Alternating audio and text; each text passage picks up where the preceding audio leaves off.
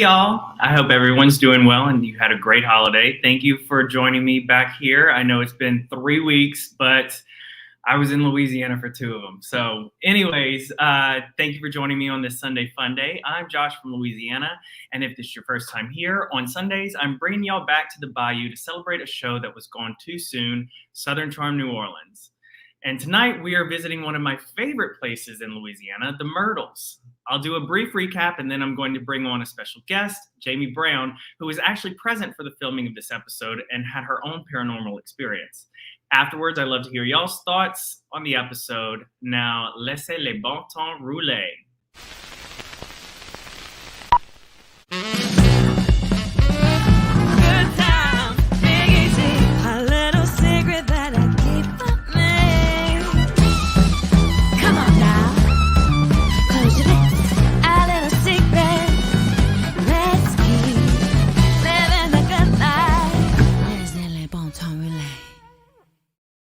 All right, guys. So first, let me say that I love the fact that so far we have seen a lot of mysticism of New Orleans laced throughout these episodes.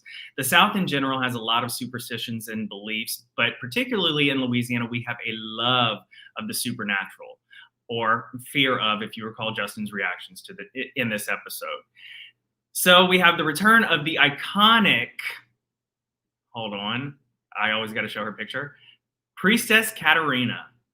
I love her. I cannot, how could you not love that woman? Reagan's meeting with her to have her tarot cards read so she can get some insight on her relationship with Jeff, given the challenges they've been facing. And Priestess Katerina tells her it can work, but you need to move slowly, otherwise you will disturb the balance. But you should give Jeff an A for effort because he's trying. Then, with their upcoming trip, Reagan asks about the Myrtles, to which Priestess Katerina responds, "Be very careful. It's very active there." We'll get into some more insight into that a little later, but I've got to say that in all the times that I visited the Myrtles, I never felt threatened. May have felt a presence or something, but I never felt threatened. Simultaneously, we have Jeff meeting with his therapist.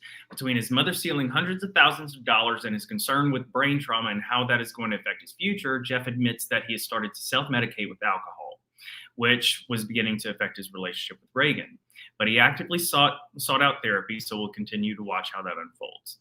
Next up, we have Jared and Tamika getting ready to go to New Roads. And thank you, Tamika, because she gave a little lesson on the proper pronunciation of the city. Like almost out of New Orleans? You always say New Orleans. New Orleans. No, it's New New Orleans. Orleans. New Orleans. New Orleans. So now we're all clear on how to properly pronounce New Orleans, right? Great. So then Tamika hits us with the down in New Orleans, everybody's related. And she brings up the term kissing cousins and that you're inevitably related to anyone new you meet. So you ask how deep you're related, and if you're far enough removed, then it's okay. Little side note, I actually knew someone years ago who their parents were first cousins, but because they were from such a large family, they didn't know about it for like 18 years. But anyways, I digress. Jared and Tamika arrive in New Roads for a crawfish boil with Jared's family. Mainly, they went to New Roads because, number one, Tamika had never met that side of her family, but also so we could see that tender moment with Jared and his mama, Linda. Though we didn't see it on camera, we know that when Jared came out to her, she was accepting. Now, being in the South, coming out is no easy feat. As I said before, while things have progressed, there's still a long way to go. So it was very touching to see Jared's mother embrace him rather than question his lifestyle or his choices, as we see so often in the South.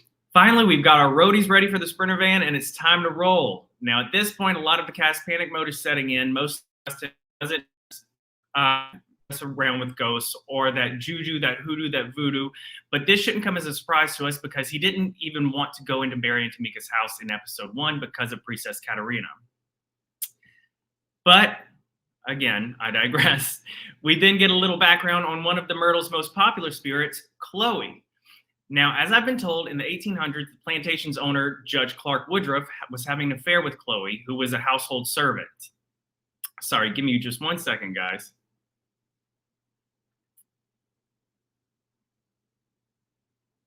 So, anyways, Judge Woodruff was having an affair with Chloe, who was a household servant.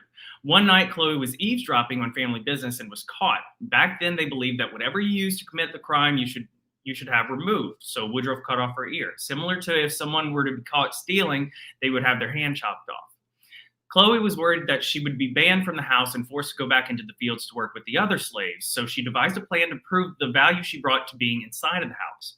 One night, she baked a cake with crushed oleander leaves, which she intended to make Woodruff's wife and children ill so she could nurse them back to health and bring herself back into his good graces. However, the dose of oleander proved to be lethal and killed Woodruff's wife and daughters. For fear of being guilty by association and therefore punished alongside her, Chloe's fellow slaves devised their own plan to prove their loyalty to their master. One night, they dragged Chloe from her bed, hanged her, and threw her body into the Mississippi River. Chloe is said to be one of the most active spirits in the house, and one of the main tricks she likes to play is stealing earrings from visitors. And with that, I would like to introduce a very dear friend of mine and someone with firsthand experience from this specific trip, Jamie Brown. Hello. Hello, hello, hello. How are you? I am good. How are you? I'm good. Now, none of y'all know this, but Jamie and I actually went to high school together, and she saw me posting my my reminder for everybody on Instagram. She was like, "Oh my God, I was actually working there that night." So, anyways, Jamie, please give us your account of what happened to you at the Myrtles that night. Okay, so we were cooking for them. We had been brought in because their restaurant had recently burned down to the ground. Like Mhm. it was Oh, I literally remember a that. slab. Yeah, this was like it was very, very like probably about a month after. Uh-huh. And I think they had all this scheduled, of course. So like they needed to bring somebody in. We got there super early in the morning. We had to set up. We were using a very, very old kitchen. The kitchen in the building behind the main house, that the building that has the gift store. Uh-huh. And they have a little kitchen back there with for their workers. Yeah.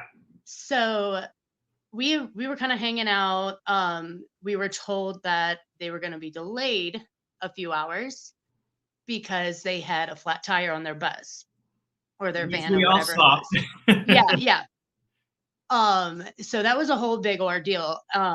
So we kind of were just hanging around, just talking to everybody. Sean Ardman was there doing the Zydeco music. Mhm.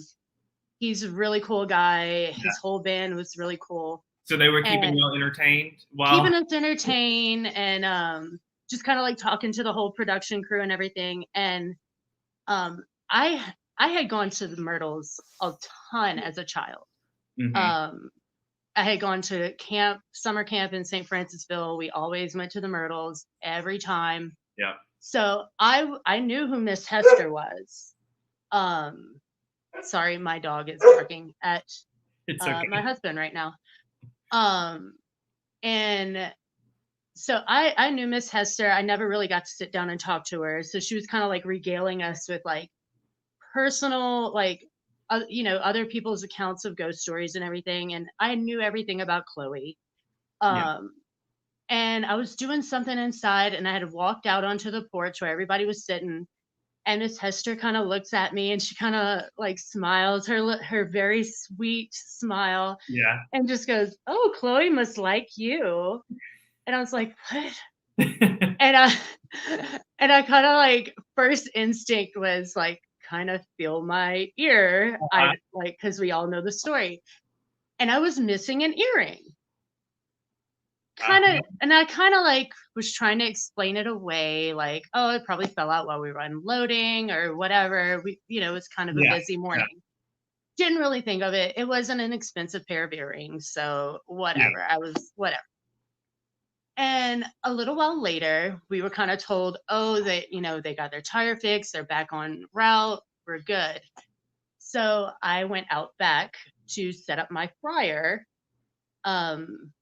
because I wasn't going to do it in the house. I didn't want to cause another building to burn Yeah. down. Yeah. I did not want to be the cause of that. Probably smart. Yeah. And this was the first time anybody had gone out that back door that day. Yeah. I actually had my fryer in front of that door since we had gotten there. So I knew nobody had gone out that door. Yeah. And there were a couple steps down to the ground once you get out that door. And as soon as I open the door, I see something on the ground in front of the first stair. Uh-huh. And it was my dang earring. Of course it was. Now, let me just remind you, I had not been out that door. Yeah. No one had been out that door. And it rained the night before and it was super muddy outside. So Yeah. I definitely would have seen if somebody's footprints were in the ground because my Right. footprints certainly were in the ground when I stepped down there. Yeah. I don't know how to explain that. I just left the earring. Uh-huh. I was not going to mess with it. I was like, it is yours now. It is Yeah. to the spirit world. We're going to leave it there. Yeah. Yeah. Absolutely. So, I mean, I had always kind of like respected the Myrtles, you know, Right. nothing in all my little school trips there, all my camp trips there, never really experienced anything. Like I kind of thought I might have seen like a rocking chair rocking with nobody in it. Could Yeah. have been the wind. Right. Yeah. But that Yeah, time I this was is just the like, legit. Yeah. that was the time when I was just like, okay, there's Uh-huh. something. Cause I sure as hell know what happened to that earring. Yeah. Yeah. Yeah. Oh my Like, God.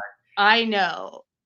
Right. And that happens so often that I they know. actually have a jewelry box in the main Mhm. house with just a bunch of one-off like single earrings And they that find them in the most random spots. yeah. Yeah. So Like it's hints behind legit. a building where nobody had been. Yeah. Yeah. Oh my Yeah. God. That is so incredible. So Jamie, thank you so much. I appreciate you being here Thank and you for doing having your me. workout. And hopefully we'll get to see each other again soon. When are you going home to Louisiana? We actually both live Oh, in California, but I know. I know.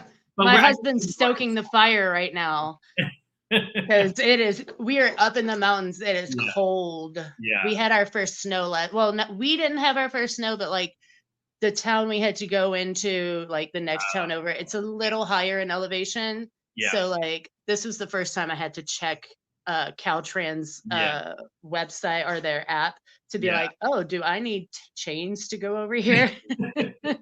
Well, I might be coming to visit you soon. I love the snow, Heck yes. but again, thank you so much for joining me, and I will chat with you soon, babe. Absolutely. Love you. You too. Bye. Bye-bye. All right, guys. Again, a big thanks to Jamie for being here. But let's get back into our regularly scheduled programming.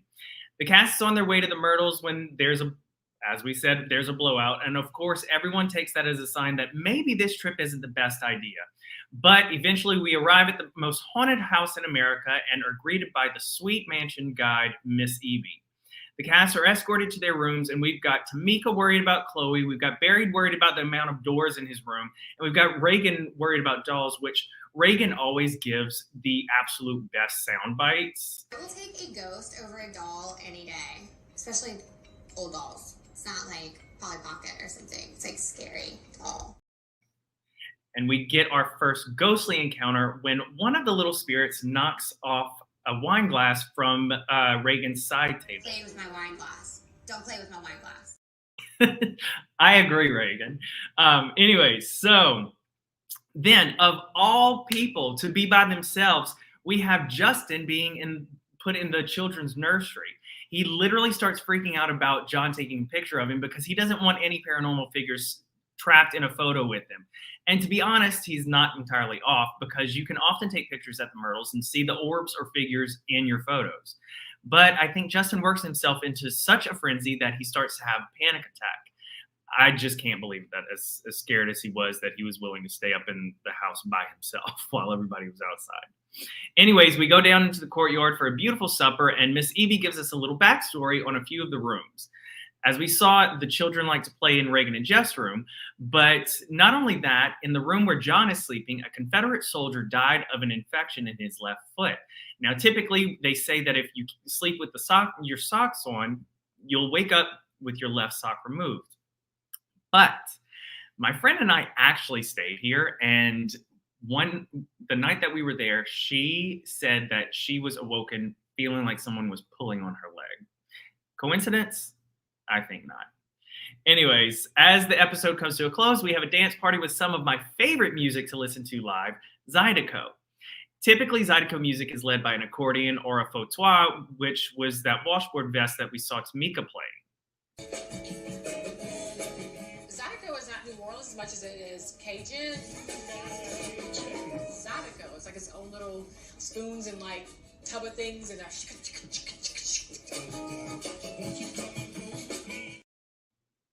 So we wrap things up with a beautiful Louisiana night with friends who are like family, good music, great food, and ghosts. Now, that is perfection in my book. So what are y'all's thoughts? Ready to jump into the chat with you? That's so should. Yeah. For sure. Let's see what I've missed so far. Yes, Tamika is on a new show on the OWN network, but you know, a lot of these women, look at Lisa Vanderpump when she was on Housewives and she had Vanderpump Rules. It's doable. We can get them all back, I'm pretty sure.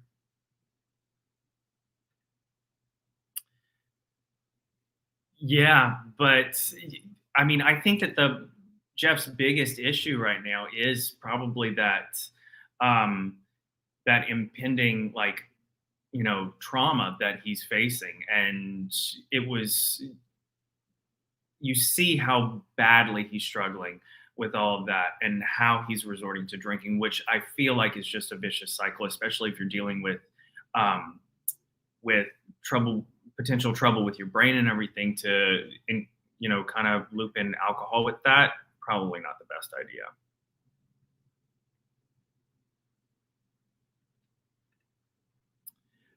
Yes, Jared's scene was in season 1. That's he on there. I think it was episode 2 or 3 that they had went on the swamp tour, and he came out to everybody.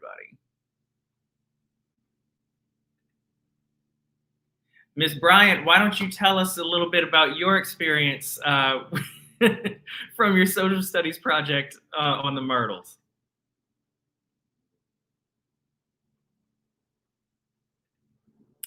Listen, I'm telling you, the Myrtles is one of the most beautiful places that I've ever been. I really meant to upload some video and photos from when I was just back home, because we went to the Myrtles, obviously.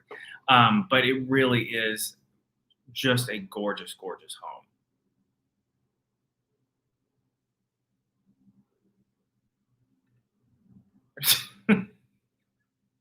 Love that.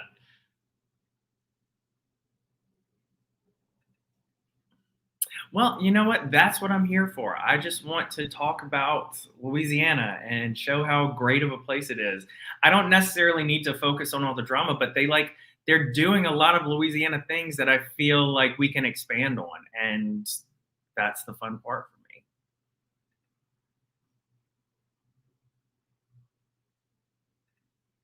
Zach, has the season gotten better in your opinion? Yes, it actually keeps getting better and better as it keeps going on. So that's why I'm having a hard time accepting the fact that it is no longer with us yet.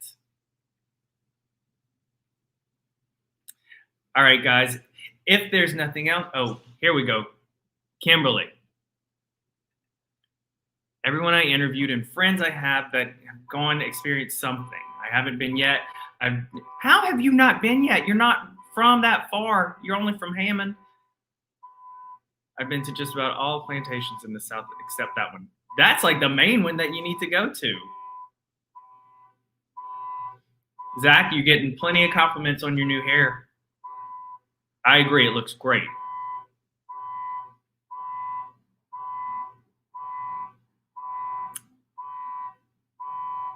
All right, guys. There's nothing else that anybody wants to chime in here with. I'm going to wrap up. Thanks for joining me, and a special thanks to the cast and crew for representing what is obviously one of my favorite places on earth, Louisiana. If you enjoyed this video, please remember to like and subscribe. And if you like my sweatshirt, my actual Myrtle sweatshirt, I provided a link in the YouTube description, whatever, to the Myrtle's General Store down in the description box where I purchased it. Also, be sure to give me a follow on Instagram at Josh from Louisiana to keep up to date with reminders of new videos that are coming up. And I will be eventually starting to branch out from not only doing Southern Charm New Orleans. We do have a great show coming up, Capote versus the Swans. It's the new season 2 of Feud by Ryan Murphy. So super looking forward to that. Going to be covering that a little bit different because it's scripted, but looking forward to it. That's all for this week, everyone. And remember, you don't have to like everyone, but don't be a hater gator. All right. Love you guys. Bye.